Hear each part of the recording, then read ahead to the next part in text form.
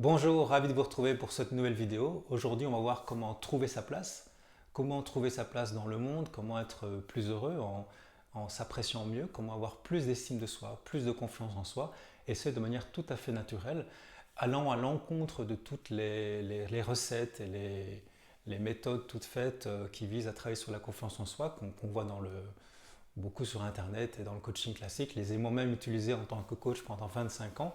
Et ici, on va voir ça de manière complètement paradoxale, en faisant pratiquement le contraire de ces techniques.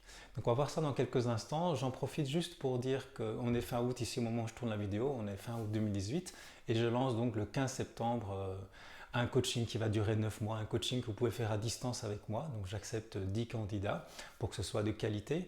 J'ai réfléchi sur ce coaching parce qu'il y a plusieurs personnes qui me demandent comment faire quand on n'a pas trop les moyens, parce que ça coûte cher l'accompagnement thérapeutique, et puis aussi si on ne sait pas se déplacer. Et donc je propose cet accompagnement sur 36 mois, donc 9 semaines, où je serai avec vous chaque semaine avec des défis, avec des vidéos, et je vous accompagnerai pendant tout le long de ces 36 semaines avec une interaction constante. Et donc c'est pour ça que je peux prendre que 10 personnes. Et également, on va travailler, on se verra également tous les mois en visuel, tous ensemble, avec une technologie de réunion, technique de réunion à distance, avec un logiciel. Et puis peut-être pourquoi pas en live aussi. Et l'idée, c'est de travailler sur les objectifs de vie, sur vos objectifs de vie, sur tout ce qui vous empêche finalement d'avoir une vie plus lumineuse, plus légère, plus heureuse, avec le moins de stress possible. On travaillera sur l'estime de soi, sur la confiance en soi, bien sûr, sur la santé, sur le bien-être en général, sur la gestion du stress, etc. Donc si ça vous intéresse, écoutez, allez voir le lien, je crois que je le mets juste en bas ici, en bas de la vidéo. Et ça commence le 15 septembre. Donc les inscriptions sont déjà ouvertes. Alors pour revenir au sujet de la vidéo, comment trouver sa place dans le monde? On peut constater que c'est quelque chose que l'on fait naturellement. Cette recherche de trouver sa place depuis tout petit, et on le voit également dans le monde animal. Constamment, on va essayer de se confronter aux autres pour voir un petit peu mais qui je suis par rapport aux autres, quelle est ma relation avec les autres et quelle place j'ai, même au niveau hiérarchique, qu'est-ce que je peux faire et ne pas faire avec les autres. L'enfant le fait, il teste ses parents, il regarde les limites qu'il peut avoir. Et dans le monde animal, on voit ça pareil. Moi, je suis ici pour l'instant en Suisse et je me souviens au mois de juin, on voyait les vaches qui étaient libérées, qui étaient sorties des étapes dans lesquelles elles étaient. Et puis elles arrivent sur le pré et ensemble, elles sont toutes ensemble avec différents troupeaux et en fait elles vont se confronter, elles vont se battre, mais pas pour tuer, mais gentiment, elles vont se battre et elles vont essayer en fait en se battant de voir laquelle va prendre la place de la reine. Et ensuite, il y a toutes d'autres places en dessous, il y a une hiérarchie, laquelle peut commencer à manger en premier. Et puis en fait, elles vont toutes s'affronter les unes les autres pour finalement trouver leur place. Alors tout ça est assez primaire, est assez primitif. Primitif dans le sens que c'est dans nos gènes, c'est des réflexes. Et on voit ça dans tout le monde animal, dans les meutes, dans les hordes, il y a toujours chacun à sa place, bien déterminée. Et on voit ça chez les êtres humains, quand on voit les groupes, bien, on voit qu'il y a des affrontements parfois entre responsables, puis il y a chacun à sa place. Et vous voyez que c'est finalement assez primaire dans le sens que ce sont des stratégies de survie, tout simplement. Et donc en fait, je vous propose de voir ça comme ça, c'est qu'en fait la confiance en soi et le fait de trouver sa place, on peut le faire dans une stratégie de survie, et c'est ce que font la plupart des gens, je pense. Et puis on peut aussi trouver sa place et avoir plus confiance en soi en utilisant un autre mode que notre cerveau peut également générer. C'est un mode d'épanouissement, un mode de bien-être où au contraire on va trouver sa place naturellement, sans se confronter, et on va avoir confiance en soi naturellement, sans besoin de penser à tout ce qu'on peut faire et à quel point nous sommes merveilleux. Alors je m'explique, c'est un peu, si vous voulez, ce que je vous propose comme grille de lecture, c'est de voir qu'en fait notre cerveau il pourrait avoir comme deux modes, je simplifie un petit peu, mais il y a le mode survie où en fait on est tout le temps en survie, on doit se battre dans la vie, il faut faire sa place comme on dit, il faut faire son trou comme on dit aussi en Belgique, voilà, il faut que je fasse ma place, il faut que je me batte, il faut que je trouve du travail, il faut que je survive en fait pour manger, pour m'occuper de ma famille. Et donc, il faut que j'ai des compétences pour ça, il faut que j'ai confiance en moi. Et donc, en fait, on est dans un mode presque guerrier où je n'ai pas de repos et j'ai des repos de temps en temps, mais je dois tout le temps être sur le qui-vive et faire attention parce que la vie, elle est difficile, la vie, elle est dure. On me l'a souvent répété quand j'étais jeune. Vous voyez ce type de conditionnement. Et c'est assez vrai parce que la vie est dure et effectivement, dans un monde financier où si on n'a pas d'argent, c'est très difficile. Donc, on est vraiment dans cette stratégie de survie où on se mesure à l'autre. Le système capitaliste est un système de coopération, certes, mais aussi beaucoup de compétition. Et donc, il y a la loi du marché, et puis donc il y a tout le temps de la concurrence. Et donc on doit trouver sa place. On doit trouver sa place dans le sens que, aussi bien au niveau au niveau amoureux, enfin pas amoureux pardon, mais au niveau amical, au niveau des groupes sociaux, on doit trouver sa place, et puis on a trouvé sa place au niveau professionnel. Et donc on est souvent dans cette forme de lutte, où on essaie finalement de faire, oui, de faire sa place, de trouver quelque chose qui nous convient, où on peut finalement s'en sortir. Alors, on doit tous passer par là parce que dans un monde pour l'instant où effectivement les choses ne sont pas données comme ça, on doit quelque part, entre guillemets, agir. Il y en a certains qui vont dire il faut se battre pour avoir ce qu'on veut. Donc on va chercher à avoir sa place et on a dans le cerveau un système qu'on appelle, enfin une zone du cerveau qu'on appelle la zone paléolimbique qui en fait depuis tout petit nous permet de nous mesurer aux autres et de voir où est-ce qu'on en est. On a une échelle de dominé et dominant.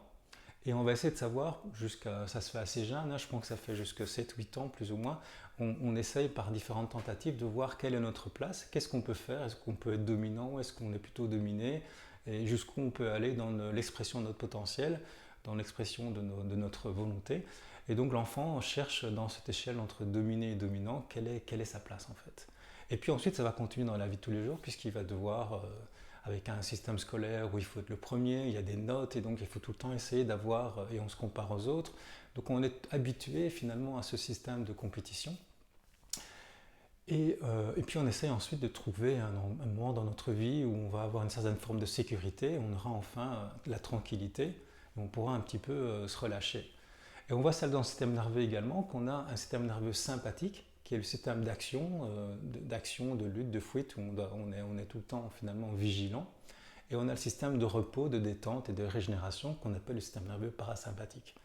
Alors on peut être dans ce mode de survie, ce mode de lutte, et puis néanmoins développer des compétences de confiance en soi, parce qu'on développe des compétences techniques, des compétences de savoir, des compétences de savoir-être, et on s'en sort, on trouve un métier, on s'en sort, et on arrive à trouver une certaine forme d'équilibre avec une certaine forme de sécurité, donc on trouve sa place quelque part, on trouve une famille, on trouve quelqu'un, on fait des enfants, et donc on est toujours en sympathique parce qu'on est en mode survie, mais en même temps avec des moments régulièrement de détente et de repos où on peut enfin se dire que voilà, on peut commencer un peu à s'épanouir.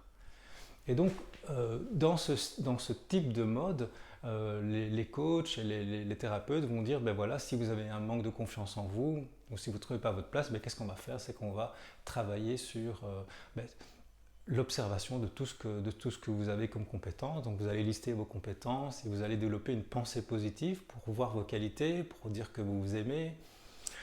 Et vous allez pouvoir vous poser des questions aussi qui vous disent finalement qu'est-ce que je peux faire dans la vie, qu'est-ce que j'ai comme qualité, quels sont mes rêves. Et donc vous allez par le mental essayer, par une pensée constructive, positive, qu'on étudie beaucoup d'ailleurs en psychologie positive. Et c'est pas mauvais, mais c'est juste que ça reste limité dans le monde de la survie. C'est-à-dire qu'en fait, je me convainc finalement que je suis capable, que j'ai le droit d'avoir ma place, que j'ai telle et telle compétence. Mais c'est toujours, vous voyez, relié à l'extérieur. Par exemple, si je suis un chanteur, et puis je peux me convaincre que je suis un bon chanteur, et je peux me prouver à ça, me le dire, parce que je vois que j'ai du succès avec mon public. Mais si un jour je n'ai plus de voix, par exemple, je ne peux plus chanter, mes cordes vocales sont cassées, et bien tout d'un coup ma confiance en soi baisse parce qu'elle était reposée, elle reposait sur en fait le résultat que j'avais avec mon environnement, sur la reconnaissance que j'avais des autres et sur ma capacité à chanter. Mais là, tout d'un coup, si cette compétence s'en va, et on a souvent des compétences comme ça qu'on ne sait plus faire avec l'âge, et bien tout d'un coup, ma confiance en soi part et j'ai l'impression de même plus avoir ma place de chanteur. Je me demande à quoi je sers. Et donc, vous voyez que dans ce mode survie, on est tout le temps finalement sur le qui-vive. C'est jamais vraiment gagné d'avance. On doit tout le temps faire attention. Et puis, à tout moment, on peut perdre nos compétences. On doit être vigilant. Et puis, quelqu'un d'autre peut être meilleur que nous. Alors ce que je vous propose, c'est de voir les choses de manière différente, c'est de voir qu'en fait on peut également trouver sa place et avoir confiance en soi et s'apprécier et avoir une belle estime de soi dans un autre mode que j'appelle le mode épanouissement. En fait c'est un mode où il n'y a plus de mental justement. Parce que dans ce mode survie, le mental est très agité pour essayer de voir les choses de manière constructive, d'essayer de voir, de calculer pour justement se protéger. Et avoir des objectifs constamment et tout le temps en fait analyser le passé et guetter l'avenir, ça c'est le mode mental. Et puis je vous propose ici c'est de voir que on peut également développer la confiance en soi et développer cette sécurité naturelle d'avoir sa place dans le monde et d'avoir quelque chose à apporter, d'avoir une spécificité, simplement en rentrant dans un état de non-pensée. Et la méditation, finalement c'est ça, la méditation nous amène à ne plus penser, mais à être dans le présent.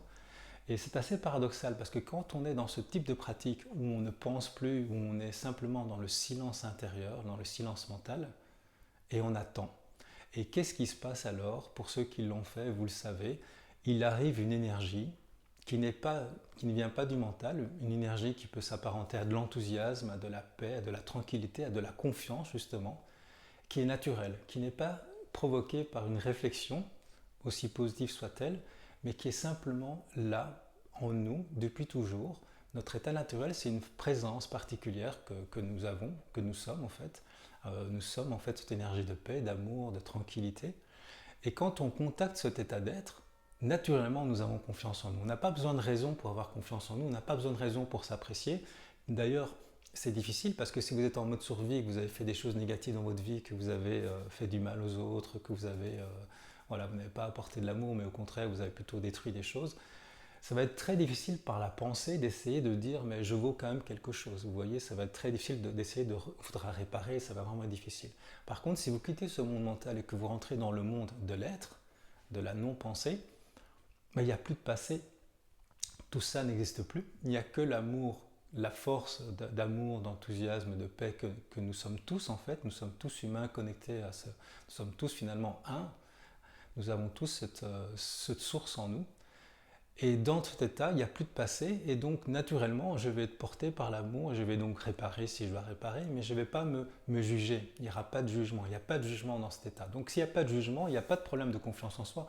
En fait, si vous voulez, quand on est dans cet état de méditation, la question de trouver sa place, ou est-ce que je m'aime, ou est-ce que je peux avoir confiance en moi, n'a pas de sens en fait. Parce qu'il n'y a même plus de pensée, ça ne se pose même pas la question. La question ne se pose même pas en fait. Donc quand on est dans cet état et qu'on le pratique par la méditation, par le silence intérieur, par le ralentissement du mental, naturellement, de manière très paradoxale et sans faire aucun effort, eh bien le calme arrive, le calme intérieur arrive, et naturellement quand nous sommes dans ce calme, cette énergie que nous sommes profondément, cet état d'être, est naturellement confiant. Même il n'y a pas besoin de mettre le mot, c'est naturel, ça va de soi. Il y a une confiance, il y a une force naturelle. Et il y a dans cet état une capacité à sentir notre environnement et à savoir quoi faire en ne réfléchissant pas. Donc on le fait naturellement en confiance, on se sent porté par une énergie qui est une énergie en fait, comme je le disais, alors avec les mots c'est difficile à expliquer, mais d'amour, de paix, de tranquillité, d'harmonie, de sérénité, de contemplation, qui fait qu'on va prendre des décisions, on va se laisser porter par ça, et on va interagir avec les autres en toute confiance. Et le fait de s'aimer ou pas s'aimer n'a pas de sens puisque naturellement on ne se pose pas la question, on est juste bien. Donc vu de l'extérieur, si vous voulez, les gens qui voient quelqu'un qui est dans cet état, ils se disent waouh, qu'est-ce qu'il a confiance en lui, il est souriant, il est bien, il a l'air sûr de lui, il a une stature, il a sa place. Il a une place, il sert à quelque chose, il apporte quelque chose aux autres. Ça, c'est vu de l'extérieur, vous voyez. Mais en fait, vu de l'intérieur, il n'y a aucun effort. Ça se fait naturellement. Si vous voulez, le seul effort, c'est de désapprendre à penser. C'est de désapprendre à être constamment dans le mental, parce qu'on a appris ça depuis l'école, à avoir une pensée abstraite, et puis se déconnecter en fait de la réalité. On était beaucoup plus dans la tête et assis que dehors, en train d'être connecté à la nature. Donc, je vous invite, si vous voulez développer plus de confiance en vous, si vous voulez trouver votre place, c'est de ne plus la chercher. Et c'est justement d'arrêter de chercher et de simplement faire le silence en vous, vous poser. Donc il y a des cours de méditation qui existent, hein, vous pouvez suivre des cours de méditation, il y a pas mal de cours qui existent, et vraiment vous poser. Vous pouvez le faire tout seul, vous n'avez pas besoin de cours. Vous pouvez simplement faire le silence intérieur le plus souvent possible dans la journée, et chaque fois chasser les pensées, soit on pense, soit on est dans l'instant présent. Pour être dans l'instant présent, comment on le sait? Parce qu'on est attentif, on ressent les choses. Donc on ressent notre respiration, par exemple, comme dans le bouddhisme, vous pouvez vous concentrer sur la respiration simplement, sur votre corps. Et donc en forçant ce muscle, en développant ce muscle de l'attention, vous quittez le monde mental, et au fil du temps, c'est une graine qu'on plante, ça ne pousse pas tout de suite, donc ça prend un certain temps, mais au fil du temps, vous allez sentir une confiance naturelle qui vient, une énergie naturelle d'enthousiasme, de vie qui commence à se remplir en vous et qui vous porte. Et donc, vous n'avez plus besoin de vous poser cette question. Naturellement, vous aurez confiance en vous et naturellement, vous trouverez votre place. Alors, j'espère cette vidéo un peu longue, 15 minutes, je vois, bon, 15 minutes, ça va encore. J'espère que cette vidéo vous a plu, vous inspire. Et puis, n'hésitez pas, si vous avez envie, à me poser des questions. Je serais ravi d'y répondre si je peux. Et puis, si vous avez des sujets pour d'autres vidéos, je reçois souvent des sujets, donc je les note chaque fois. Et puis, si vous avez des sujets, n'hésitez pas à continuer à me les envoyer. Ce sera avec plaisir. Et puis ceux qui sont intéressés par le coaching, vous pouvez donc vous inscrire. Et là, on se reverra donc début septembre. Et puis pour les autres, je continuerai à faire des vidéos comme ça et j'espère que ça vous est utile. Je vous souhaite une belle journée.